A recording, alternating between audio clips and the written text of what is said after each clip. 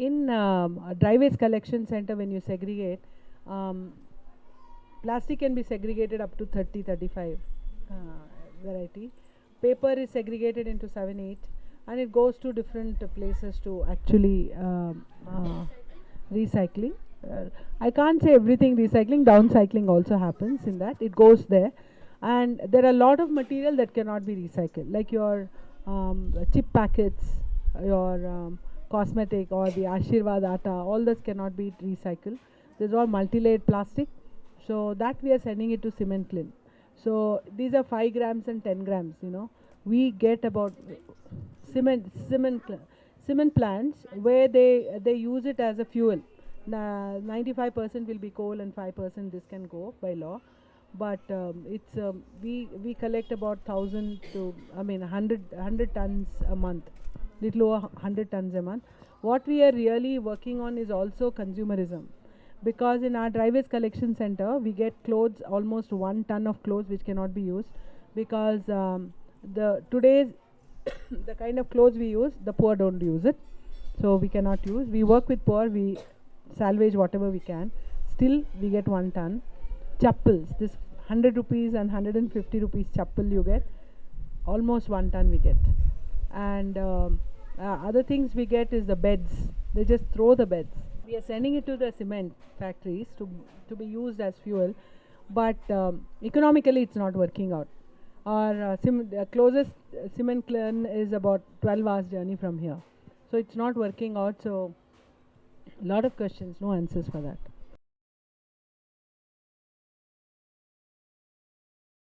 So as long as you continue to have multi-layered plastic, there is no circular economy. It is linear. But other than that, everything else, yes, circular economy is the thing, whether it is wet waste or dry waste. Wet waste, we are collecting about, in Hasiru Dala Innovation, is collecting about 30 tons of clean wet waste, segregated. For biogas, you need a higher level of segregated waste. We have that.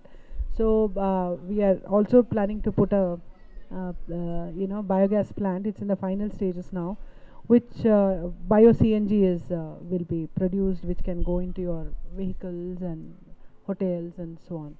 So that is how you have to survive. If you really, you cannot keep digging and getting more iron ore, more plastic. We've already eaten up next generation resources.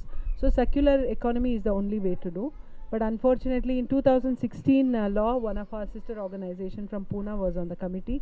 We really pushed in 2006 and said in 3 years they have to phase out this multi-layered plastic.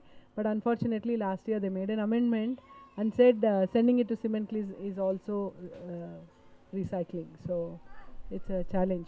So, but there are a lot of big companies which have promised to reduce the carbon footprints and looking at single layered plastic. When anything single layered you can recycle, it's only question of economy of scale.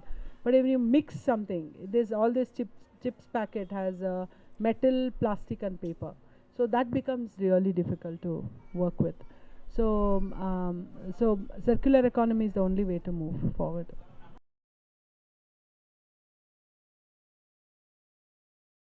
So one is the segregation of your waste, and the second thing, the if you are in an apartment, choose a responsible responsible waste management facility, because they can take it from you at a very cheap rate, but it will be dumped somewhere.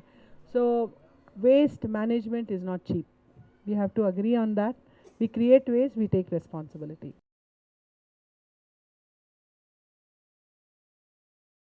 So the city also has to take a stand on it, just not we as consumers, or because everybody is looking for convenience, right? And we also have responsibility. Bring your own cutlery. I think today also it was written. So bring your own cutlery has become a popular thing in many of the stores also nowadays. Even corner, what is that? Ice cream corner house. They have also. I mean, we have been working with them for last 5 years. He wants to do, but he didn't know how to do. But now I think he has figured out a way to do it. So there is an awareness. When McDonald went without straw in Bangalore, people coming from outside were shocked. I mean, is it possible? And Green the Red campaign, avoiding using sanitary pads that can be thrown away. So there are many things that have come. And I can tell you in some of the places that we have engaged and talked about, because we collect, Hasiru Dala Innovation collect dry waste, wet waste and sanny waste quantities are coming down. So which is a success for us. How do you manage that waste as a follow? Right now, the only thing available is incineration. So incineration is 22 rupees per kilo. So nobody is willing to pay. Whoever pays goes to incineration. Whoever doesn't pay, it goes to a managed landfill. Have you tried with biomedical waste managers? They are only, where only, that is 22 rupees. That is where it goes, 22 rupees a kilo. It's very expensive. So that is something that some young entrepreneurs in Pune has found a solution for it, where you can actually, it's a chemical solution, a chemical biochemical solution, where it actually separates out plastic and that fiber, and that fiber can go back to recycling of into paper industry. That's something that we are trying. So it's a very nascent stage. We don't have things, so that's why better to not to create that, right? So that's how a lot of women are moving to menstrual cup. We have tried out even in villages. So where we work with Gram Panchayat, most of their money goes into cleaning the drains, and it's full of sanitary, and especially peri-urban. All the people who are around Bangalore, their consumer pattern is like Bangalore, but their infrastructure is like a village. So it's a huge challenge. So nearby village, wherever we are working, we get the SHG groups and tell them about different alternatives to menstrual cups and all the alternatives, and we say you sell it. We introduce all the dealers and say wherever you want, you pick it up and sell it. It is their best interest to sell more, and it's good for the city.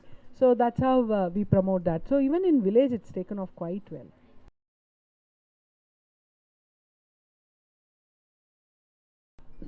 No, none of them. All let them not take on.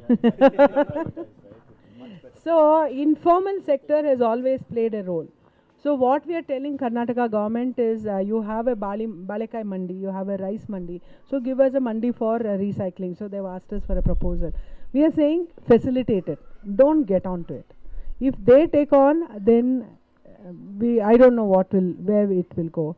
And also, to tell you frankly, today recycling happening at a subsidized rate, because waste pickers and other workers are giving free labor. They are not they are working 12 hours, 13 hours, saying that it's their own company or whatever, but they are actually subsidizing physical labor, right? When it comes to, even we have what we export to the Netherlands, the differential in running like a proper industry and an informal sector is 40% more expensive. So there are a lot of economic issues are also. I'm hoping the next generation who will not come to waste picking and sorting will figure out what to do.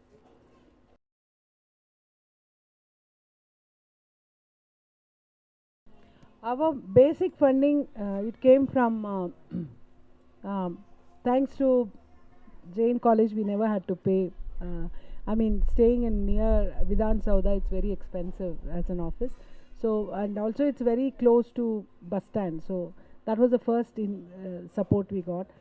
Then we got a support from Wipro Case. Wipro Case is actually a trust that is by the contribution of Wipro employees.